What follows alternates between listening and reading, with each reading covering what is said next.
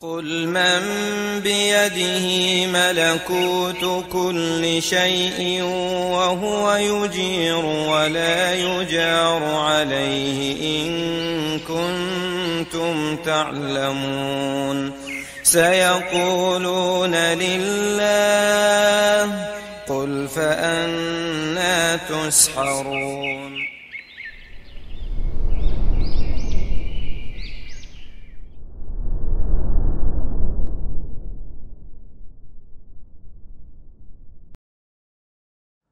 Taib, kemudian dikatakan di sini syuri'at tayammum, disyariatkan tayammum. Wa man wajada ma'an yakfi ba'da tuhrihi tayammama ba'da isti'malih. Nah, ini ada faedah yang penting ya. Barang siapa yang menemukan air, dia punya air, dia ada air, tapi hanya cukup untuk sebagian saja. Ya, maksudnya sebagian apa? Sebagian anggota wudunya saja. Dia punya air nih. Misalnya apa? Aqua gelas. Dan ini cuma cukup untuk sebagian anggota wudunya saja. Misalnya cuma cukup untuk wajah dan kedua tangan aja. Maka tayammama ba'da isti'malih.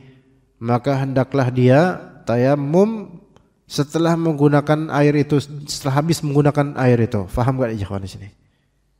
Gimana? Bisa dipahami? Tadi dia punya nih air ini berapa mili ya? 330 mili. Kan? Nah, pakai air ini buat wudu. Sebenarnya cukup nih, ini sebenarnya cukup. Cuman kan enggak semua orang ikhwan bisa memanage air segini untuk wudu. Ya. Karena dia harus gini dulu, ya agak susah. Lalu dia wudu kumur-kumur, istinsar itu udah menghabiskan mungkin segini, mungkin. Kemudian dia wajahnya mungkin segini. Kemudian tangannya habis dah, kelas dah. Kepala, telinga, terus habis itu kaki. Enggak dapat bagian. Maka dikatakan di sini, maka hendaklah dia tayammum ba'da isti'malih. Maka dia bertayamum setelah selesai menggunakan air, dia tayamum untuk kepala, telinga dan kakinya. Ya, kepala, telinga dan kakinya. Nah, ini pendapat pertama dan ini yang dipegang oleh penulis rahimahullah. Begitu. Kemudian ada pendapat kedua, pendapat lainnya. La yujma'u baina taharatil ma'i wa taharat tayammum. Tidak bisa menggabungkan dalam satu pensucian dengan air plus pensucian dengan tayammum. Enggak bisa. Ini pendapat kedua. Kalau misalnya air cuman cukup untuk sebagian anggota tubuh wudu aja, maka udah tanpa tayammum. Gitu. Gini, Afwan, gini. Pendapat kedua gini. Tadi jelas tidak boleh menggabungkan dalam satu konteks bersuci air juga, debu juga, enggak. Melainkan dilihat air ini le mineral 330 mili ini, antum lihat. Ini kira-kira bisa untuk lebih dari separuh wudu atau kurang dari separuh. Faham gak? Kalau ternyata ini bisa mampu kita pakai untuk lebih dari separuh wudu, makanya udah pakai ini. Kalau ini cuman bisa kita pakai untuk kurang dari separuh wudu, maka mendingan gak usah, tayammum aja. Gimana? Bisa dipahami? Le mineral ini 330 nih. Coba menurut logika antum ya yang udah biasa wudu, kita biasa wudu, ini kira-kira andai dia nggak bisa melengkapi seluruh sampai kaki, tapi menurut kita yang biasa wudu, kira-kira segini cukup nggak untuk sampai kepala dan telinga? Gimana menurut antum? Segini. Gimana menurut antum? Antum kalau misalnya Pak Ikhwan, gimana Pak Ikhwan? Bisa nggak Pak? Segini sampai kepala dan telinga. Bisa, oke? Tapi anggap aja ini segini nggak cukup untuk sampai kaki, karena kaki kan butuh lebih banyak. Anggap itu ya. Berarti kan ghaliban atau mayoritas anggota wudu bisa terimbas ini insya Allah. Maka ya udah wudu aja, sisanya nggak usah tayamum. Itu pendapat yang kedua. Kemudian kita punya aqua gelas. Aqua gelas berapa mili, ikhwan? 200. Oke. 200 mili. Ini mah kepala mah nggak bisa. Tangan juga belum tentu semuanya. Jadi kurang dari separuh misalnya. Misal kurang dari separuh wudu. Maka dikatakan ulama pendapat kedua, kalau kayak gini konteksnya, anggapannya, maka enggak usah wudu sekalian. Melainkan apa? Ya wis tayamum aja. Gitu. Itu pendapat kedua. Ya. Mereka ini berpandangan tidak bisa menggabungkan antara dua metode taharah, yaitu dengan air plus dengan tayamum dalam satu konteks bersuci. Nggak bisa. Wallahu alam, pendapat kedua ini seolah-olah memang ada sisi kekuatannya, tapi tidak ya lebih baik yang pertama, bahkan lebih baik yang pertama. Namun ada pendapat ketiga. Ini juga pendapat juga banyak ulama yang berpandangan yang ketiga ini, yaitu orang ini yasta'milul ma' mutlaqan fima yaqdiru alaihi wa la yatayammam, yaitu kalau emang ada air maka gunakan air secara mutlak yang dia mampu saja.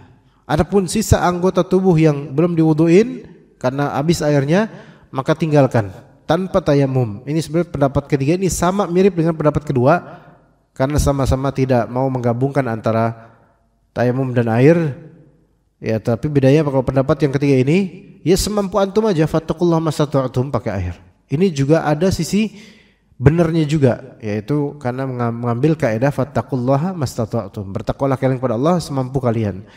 Ada benarnya juga, tetapi yang pertama sebenarnya lebih benar. Yang pertama lebih benar, dan dalilnya dalil yang sama, ikhwan. Dalilnya fattaqullaha mastata'tum juga. Ajib, dalilnya sama. Pendapat pertama, kedua, ketiga, semua dalilnya fattaqullaha mastata'tum, bertakwalah kalian semampu kalian. Tapi bedanya yang pertama, ulama yang pertama mengatakan kalau cuma bisa sampai wajah, tangan, kepala dan kaki itu enggak ada air, maka tayamum. Maka tayamum itu bentuk bertakwa kepada Allah semampunya, gitu. Pendapat kedua pakai dalil yang sama. Ya. Pendapat ketiga pakai dalil yang sama. Ya udah, kita juga sama kok dalilnya. Nah, itu dia. Nah, butuh dalil tambahan apa? Dalil tambahannya sebenarnya hadis Nabi SAW yang ana yakin antum pernah mendengarnya. Ya. Ada seorang sahabat yang kepalanya itu terluka. Ya. Di suatu peperangan, kemudian malamnya junub. Ketika menjelang subuh atau pas subuh, dia bingung nih mau mandi junub tapi kepala saya bocor gitu kan. Maka bertanya ke sahabat lainnya, ini gimana? Saya tetap wajib mandi junub atau saya diberi keringanan, rukhsah? Sahabat yang ditanya pada berfatwa, enggak, tetap wajib mandi junub. Maka dia pun mandi junub, kena kepalanya air itu, terus wafat disebabkan mandi junub itu. Maka kabar ini tersiar ke telinga Rasulullah SAW, maka beliau marah besar. Qataluhu qatalahumullah, kata Nabi SAW. Mereka telah membunuh dia, dan semoga Allah Ta'ala perangi mereka, gitu. Saking marahnya Rasulullah SAW. Padahal ini para sahabat loh. Sampai Rasulullah SAW mengatakan hal yang mengerikan seperti itu. Jadi hati-hati dalam fatwa ya. Fatwa salah, ternyata imbasnya adalah kematian. Na'udzubillah min dzalik. Hati-hati itu. Sampai Rasulullah nisbatkan pembunuhan dilakukan oleh mereka yang berfatwa. Ya. Makanya termasuk fatwa-fatwa berkaitan dengan khawarij atau berkaitan dengan demonstrasi. Ya. Kita misal mengatakan enggak apa-apa demo itu. Ternyata dengan efek demo pembakaran ban, apalagi orang Sulawesi lagi nanti. Kemudian efek demo ada tawuran, terus efek demo ada pencacian, ghibah, adu domba. Efek demo ada yang wafat dan seterusnya. Efek demo mahasiswa pada madol, bolos sekolah, bolos kuliah. Maka para ustadz yang memfatwakan dan menyerukan demo itu juga akan bertanggung jawab dengan ini semua jika itu terjadi. Na'udzubillah min dzalik. Maka hati-hati berfatwa itu. Ya, berfatwa seperti itu untuk maslahat orang banyak, hati-hati. Yang mana Nabi SAW mengatakan ada namanya ruwaibidah. Ruwaibidah, ya, yaitu rajulun tafih, orang yang sebenarnya nonsense, orang yang sebenarnya enggak ada, orang yang rendahan dan dia bicara tentang maslahat dan urusan banyak orang. Dan ini banyak sekali di penduduk netizen. Semua pada bicara, semua pada berfatwa, semua pada komentar, dan ajaibnya banyak dari kita itu kiblat fatwanya ke meme atau ke netizen. Auzubillah min dzalik. Ya, begitu. Hati-hati juga misalnya membuat meme atau konten yang di situ menjadi contoh untuk sebagian perempuan agar membangkang pada suaminya. Ini banyak sekarang. Sehingga perempuan-perempuan ini kemudian apa? Berkiblat pada konten-konten tersebut atau poster-poster atau meme tersebut yang itu kalimatnya sesat semua. Kalimatnya membuat istri itu durhaka, membuat perempuan itu durhaka pada suaminya. Subhanallah, ini bahaya. Memang ini bukan dalam rangka fatwa agama, tapi ini memberikan influence pada orang yang kita nggak tahu di mana, yang mereka kemudian terbius dengan ucapan kita, meme kita, konten yang kita kreasikan, yang mana kita nggak ngeh kalau itu sudah dicatat oleh Allah Azza wa Jalla sebagai dosa jariah. Na'udzubillah min dzalik. Maka hati-hati. Ya, baik kita yang bikin atau kita yang nyebarkan. Misalnya di grup RT itu, kadang nyebarin sesuatu, ya, membuat syubhat atau meme tertentu, gambar-gambar perempuan tertentu, termasuk juga sebenarnya yang tidak layak dan tidak baik, misalnya gambar atau meme di WhatsApp 4 perempuan untuk memicu orang supaya berpikir tentang poligami dan supaya orang kesal dengan istrinya dan seterusnya. Maka ini nggak boleh, ini tidak boleh. Ya, ada beberapa dari grup WhatsApp yang bahkan kumpulan beberapa asatidzah untuk travel umroh tertentu, yang beberapa ustadz ini sebenarnya ustadz yang sangat muda, ya, dikit-dikit yaitu share meme yang gambar-gambar itu. Istri berapa gitu, hal-hal yang berkaitan dengan itulah, ya. Padahal orang yang nge-share ini poligami pun enggak dia, tapi kayak mantik orang-orang supaya seperti itu, ya. Dan ini bisa berpengaruh pada sebagian dari pihak. Makanya ikhwan, dengan ana mengalami dari zaman ketika mungkin 10 tahun lalu atau sekitarnya, ketika kita nih saling bicara, misalnya praktisi poligami, terus kemudian ada ngomong kepada antum yang belum poligami, keindahan poligami dan seterusnya. Kira-kira antum akan terbius nggak? Akan. Laki-laki itu mudah terbius. Masalah ini tuh masalah yang cepat, laki-laki nggak bakal ngantuk. Kalau kajian ngantuk insya Allah, tapi kalau misalnya kayak gini nggak ngantuk. Kan ada 2 cerita yang kita tuh nggak bakal ngantuk. Pertama cerita horor, kedua tentang ini.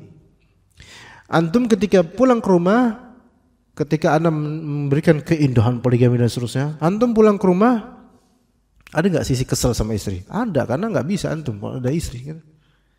Itu bisa sedikit menghancurkan bangunan rumah tangga sebagian orang.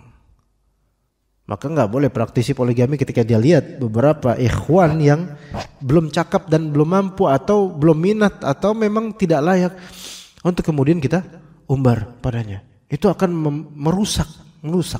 Ini bukan syariatnya, bukan. Tapi konteksnya yang tidak tepat gitu loh.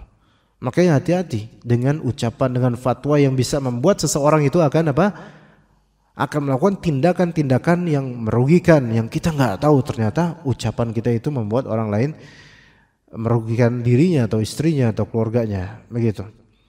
Taib, kembali kita di ikhwan. Maka ketika difatwakan seperti itu, Nabi SAW marah. Dan kemudian Nabi SAW mengatakan berkaitan dengan tayamum ini, innama kana yakfihi an yatayammam. Dia cukup untuk bertayamum saja. Wa ya'sibu ala jurhihi khirqah. Dan dia cukup di lukanya itu dia lindungi dengan secarik kain. Kalau sekarang mungkin perban atau semisal itu. Tsumma yamsahu 'alaiha wa yaghsilu sa'ira jasadih.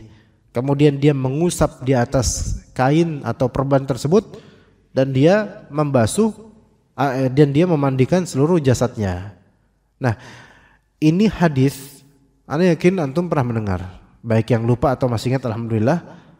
Tapi sebagian dari penuntut ilmu itu kebingungan dengan hadis ini. Kebingungannya gimana? Kok kata Nabi dia cukup tayamum, kemudian dia perbanin bagian lukanya, dia usap bagian atas lukanya, kemudian dia mandi, basuh seluruh tubuhnya. Ini gimana? Kok ada tayamum, ada mandi juga? Nah inilah yang kita sebut adalah menjamak dalam satu konteks, tayamum juga, bersuci dengan air juga gitu. Ketika apa? Ketika ada bagian dari tubuh kita yang wajib aslinya untuk dimandikan atau dibasuh, tapi karena faktor uzur, penyakit dan semisalnya itu tidak dibasuh, bahkan diusap pun gak kena kulit, maka yang seperti ini ditayamumkan bagian itu. Dan kayak gimana praktek ini? Misal tangan yang patah misalnya ini kan dia kan dokter harus diperban, oke? Dengan perban yang sangat nempel, kemudian dengan perban elastis gitu. Kata dokter jangan dibuka dulu. Ya kita dengar fatwa dokter dong. Berarti haram atas kita membukanya karena demi mencegah madarat ya yang lebih besar. Maka kemudian apa yang dilakukan? Ketika ini kan berarti kan ini perban, kita nggak bisa kena kulit nih air kan? Dan memang nggak boleh kena kulit, bahkan kena perban dalam jangan sampai kena air, karena ketika merembes itu luka bakal apa? Itu luka bakal terinfeksi. Ya, alhamdulillah ini termasuk cepat ini ikhwan, ini sangat cepat alhamdulillah. Karena anda mengikuti petunjuk dokter, jangan dibuka dulu, jangan sampai kena air dulu ya, nggak kena air alhamdulillah. Nah, tapi ketika kita usap, tetap usap. Emang sebagian ulama mengatakan kalau misalnya seperti kondisi anak ketika itu, nggak apa-apa, antum bagian sini basuh, sini usap, dah basuh. Nah, tapi kalau memang mau mengikuti lebih tepatnya hadis Nabi SAW, sebenarnya ini ditayamumin. Nah itu yang kadang bingung kita, ditayamumin, berarti taburin debu dong di sini, bukan. Tayamum ini gimana? Tayamuminnya ya, antum tayamum biasa, tangan, wajah, terus tangan. Faham gak ikhwan di sini? Untuk meniatkan mengganti ini yang tidak sempurna. Gimana? Faham gak ikhwan? Maka itu bisa dilakukan sebelum wudu atau setelah wudu. Misalkan sebelum mandi junub atau setelah mandi junub. Kalau zahirnya hadis innama kana yakfihi ayatayammam, ini sebelum mandi junub, sebelum bersuci. Misal antum tahu nih udah pakai perban, oke, anda mau wudu sekarang. Maka tayamum dulu. Ini terus tangan, oke. Baru kemudian mulai wudu, istinsya kumur-kumur, kemudian wajah, kemudian tangan, dan ini cuma dia usap doang. Terus ini basuh, kemudian pala, kaki, ya, oke, selesai. Gitu caranya. Atau bisa juga kata sebagian ulama, kalau emang pakai hadis ini, bisa juga diakhirkan tayamumnya, wudunya dulu, ya selesai sampai kaki, maka bersihin dulu tangannya, keringin, wajahnya keringin. Kemudian tayamum dengan meniatkan mengganti yang tadi tidak sempurna. Gimana? Paham gak ikhwan? Nah itu. Ya ini menurut pendapat sebagian ulama. Ada sebagian ulama mengatakan enggak perlu tayamum. Tapi kalau kita mau lebih detail lagi ikut sunnah, maka tayamum. Ini khilafiyah di antara ulama. Karena sebagian orang itu bingung dengan hadis ini begini. Bahkan dulu anak bingung dengan hadis ini. Ini gimana ya? Kok disuruh mandi junub juga, disuruh tayamum juga. Lalu gimana dong gitu kan? Disuruh ngusapin juga bagian yang terluka gitu. Perbannya diusap juga. Lalu gimana gitu. Tapi alhamdulillah tadi sudah dijelaskan. Ya, bisa menjamak dan menggabungkan keduanya. Wa man juriha tayammama lahu wa ghusal baqi, dan siapa yang juriha yaitu yang terluka maka dia tayamumkan untuk bagian luka itu dan dia silahkan untuk membasuh bagian sisanya begitu. Ya seperti itu wallahu alam ya. Tapi ini masalah khilafiyah yang sebagian ulama berpendapat lain. Jadi tidak satu pandangan di antara ulama. Wallahu alam. Ada pertanyaan enggak di sini, ikhwan? Atau jelas semua? Udah masuk waktu syuruk kira-kira? Udah masuk waktu syuruk belum? Syuruk. Oh, untuk tulu'nya udah 11 menit lalu. Berarti sekarang insyaallah masuk waktu syuruk. Sekarang udah lewat 11 menitan. Insyaallah mungkin 2 menitan lagi insyaallah. Taib, kalau gitu kita cukup sampai sini insyaallah. Mudah-mudahan manfaat buat anda dan juga antum. Barakallahu fikum jami'an. Insyaallah mudah-mudahan besok kita lanjutkan dengan fikih tentang salat insyaallah taala. Sallallahu ala nabiyina Muhammad wa ala alihi washabbihi ajma'in. Subhanakallahumma bihamdika asyhadu an la ilaha illa anta astaghfiruka wa atubu ilaik. Assalamualaikum warahmatullahi wabarakatuh.